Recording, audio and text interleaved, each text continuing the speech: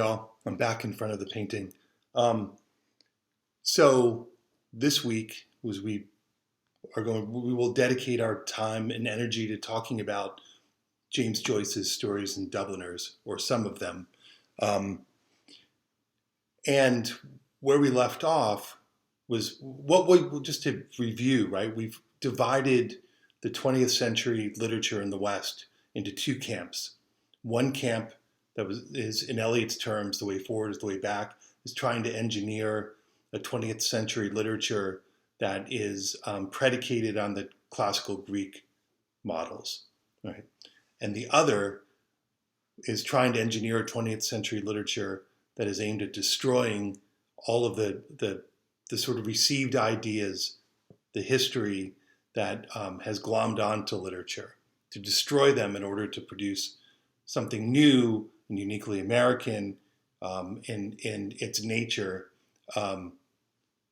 moving forward. So over the next 2 weeks, what we'll do beginning this week is sort of flesh out the rules, if you will, the governing ideas of one camp, and then the governing ideas of the opposed camp. So what I don't intend to do is to talk directly about Joyce or directly about Dubliners. What I will do is, first of all, acknowledge that, like Eliot, Joyce is squarely and enthusiastically in the Aristotle camp, and to sort of set up our discussion about Dubliners, I want to illuminate what's useful probably in this conversation about Aristotle and Aristotle's ideas. So when we talk about Aristotle, what we're talking about is his Poetics, the first work of literary criticism in which he sought to describe what happens in a good Greek tragedy. So describing what happens in a narratively successful Greek tragedy. So he's not in the front end of that engineering it. He's sort of examining what has come before him and trying to think through what is it that makes it work, right? In the kind of mechanics perspective. It's interesting to note that only one of the three major Greek tragedians, Euripides, followed Aristotle. He's the only one who might have known about Aristotle's ideas in the Poetics. And I point that out only to set up room, if you know these plays. Euripides, the third of the major tragedians, Sophocles and Aeschylus being the others, is also the weakest, generally understood to be the weakest of the three. And coupling that with the fact that he's the only one to have followed Aristotle, the only one to have known about Aristotle and the Poetics, there may be perfectly good opportunity, let's say, to criticize what Aristotle has to say here. And certainly, as I said, when we move forward, we're looking at an anti-Aristotelian, anti-canon, in the Williams camp very soon. So, but starting where we starting with Aristotle. What I aim to do is to summarize some, but not all, of the core principles of the mechanisms of Greek tragedy as Aristotle sees them and articulates them. And again, two things. One, they're not all of them. Most of them, in fact, are not going to be very relevant to us, although they are interesting. They're not going to be particularly relevant to us. And secondly, there is room for criticism, right? One can stand opposed to these things. So Aristotle describes tragedy, first of all, as an imitation of an action, right? And the two nouns in that phrase are both meaningful. The first, imitation, it's a contrived thing.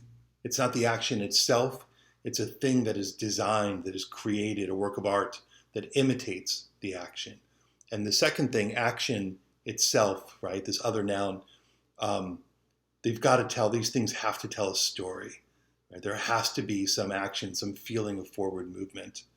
And I'm saying that in part so that you are recognizing what you've already encountered as a reader, and certainly what you've already encountered in the elements of your introductory courses in fiction and nonfiction, those craft sessions, the centrality of Aristotle, centrality of the poetics, despite efforts to push back against it, is still great, right, and determining. So, in any case, an imitation of an action, and the principles, the mechanisms that I'm going to summarize for you, have to do with first of all with imitation, right? How an imitation works, what makes for a good one as opposed to a bad one, and second, how do we understand action and how do we apply that idea in the contrivance, right? In the artistic imitation of it. So the first of these principles is mimesis, and I should say, nobody cares, least of all me, whether you adopt the Greek terminology or not. Not material. What matters is the concept, right? And so mimesis is the Greek word from which we derive mimic or mimicry. So mimesis just means that, right? That the action that's imitated has to feel to us convincing, so lifelike, so plausible, that during the duration of the performance, or in the world that we operate in, during the duration of the reading experience, we are convinced by what we're presented with, convinced enough by it that we are willing to lend our imaginations to it, right? If it strikes us as so implausible as not to welcome that commitment, the game's sort of over, right, before it's begun, is the principle here. So first of all, imitation, and then the other principles, the other mechanisms have to do with action, and here they are, right, one at a time. Ethos, right? Ethos, despite what you might immediately think about that, Aristotle uses to think about character. And a character, an ethos, is the vessel that both initiates or pursues an outcome, right? Performs the action, but is also the one affected by it. So two sides to character, right, that we can apply to our own work, right, which is always the ultimate goal, but also when we're thinking through, Joyce or Virginia Woolf, right, or Hemingway or James Baldwin on down the line. It is both the agent of the action and also the one affected by it. And so there are a couple of sort of necessary qualities. Stepping a little bit away from Aristotle, specifically, directly. A good character, I want you to know this, a good character is made up of counterpoised qualities, one of which is a strength, right? The character is compelling by way of his strength, and the strength could simply be strength of conviction, right? My character wants to do something, wants to do it so badly, wants to do it so, that's the wrong way to put it. He doesn't want to do it badly. He wants to do it so bad. The wanting is so great, and the act of pursuing the desired outcome is such evidence of strength that we are interested in it, right? We are sort of compelled by this character's force. And on the other hand, is some sort of vulnerability. So strength, this compelling force that can be a talent, that can suggest that the character has the capacity to achieve his or her desired ends. And on the other hand, a vulnerability would suggest it's not a guarantee that the character will achieve his or her desired ends. And these two forces in opposition to each other make for an interesting, propulsive reading experience. Much more on that later on. So mimesis, ethos, mythos. Mythos is just story, right? In a mechanistic sense, it is the structure of the story. So the tragedy has to tell a story, and the story will have a beginning and a middle and an end. It will be able to be mapped out on the Freytag pyramid. Introduction, escalation, resolution of narrative tension. These are the things that are suggested by this term mythos. And thinking about Joyce, and these stories are very small in the sense that they are sort of confined to banal territories and largely familiar problems, but they still, if they are adhering to Aristotle, they are still structured in such a way that there's an initiation, an escalation, and a resolution of some central conflict. And the initiation, the escalation, the resolution take place in action, right? Hamartia, right? This is a sort of precondition of the tragic, I was going to say ethos, but of the tragic vibe for now. So hamartia is, it's a miscalculation or a misunderstanding on the part of the ethos and the part of this protagonist. That there's something about his or her, generally his, own story that he doesn't get. And so as he calculates his path forward, he is going to be fueled in part by miscalculation. The example for all of this that Aristotle analyzes in detail is Oedipus Rex, right? So if you're at all familiar with that, Oedipus begins his story, the hero of Thebes, having solved the riddle of the Sphinx, and now he's king of Thebes, and is and has a new problem, a plague, and he thinks that he's the person, because he has solved the Sphinx, the riddle of the Sphinx, that he's the person to solve the plague. He's also the king, right? But what he doesn't know is the way in which that he's been determined by fate. Right? I'll leave it at that. I don't want to get into Oedipus Rex. But what he doesn't know is the way in which he as a being and his story have been determined by fate. And so proceeding, thinking that he has the capacity to solve the problem, is undermined by this basic miscalculation. The Romantics, the German Romantics specifically, redefined hamartia as tragic flaw, and that's sort of our inheritance.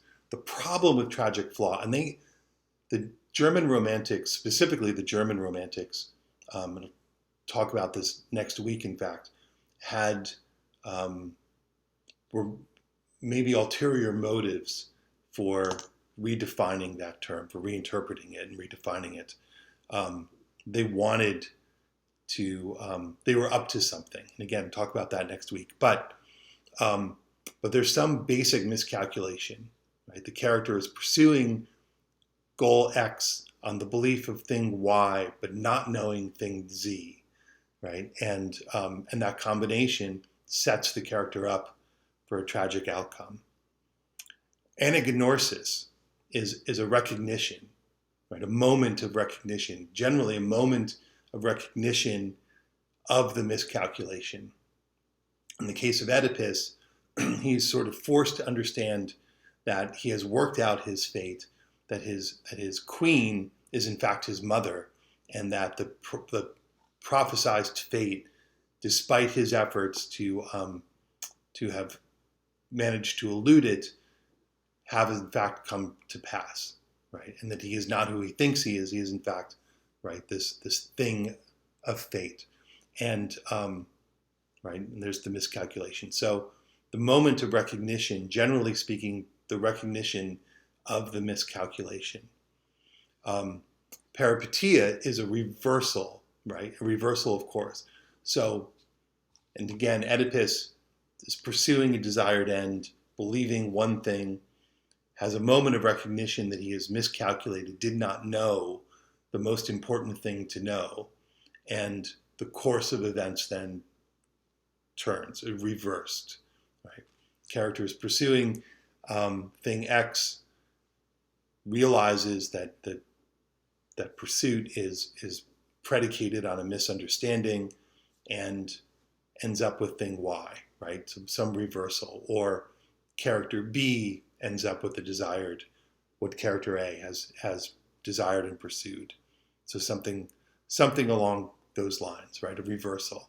So these mythos being the structure of the story, and hamartia, anagonorsis, peripetia, misunderstanding or miscalculation, a moment of recognition, and a reversal of fortune, a reversal of narrative, right? Reversal of narrative course are the other elements that I want you to know. So when we're looking at these Joyce stories, and I will run through the list of ones that I want you to be familiar with. An Encounter, Araby, Evelyn, Two Gallants, A Little Cloud, and A Painful Case. So again, An Encounter, Araby, Eveline, Two Gallants, A Little Cloud, and A Painful Case. We are going to focus our discussion efforts around Araby. And so the first thing, having read it a couple of times, having thought about it, whatever that means, the first thing, with all that under your belt, is to consider the application of mimesis, ethos, mythos, hamartia, anagonorsis, peripetia, to the function of Araby. And that will be fun and interesting and no doubt terrifically illuminating. See you there.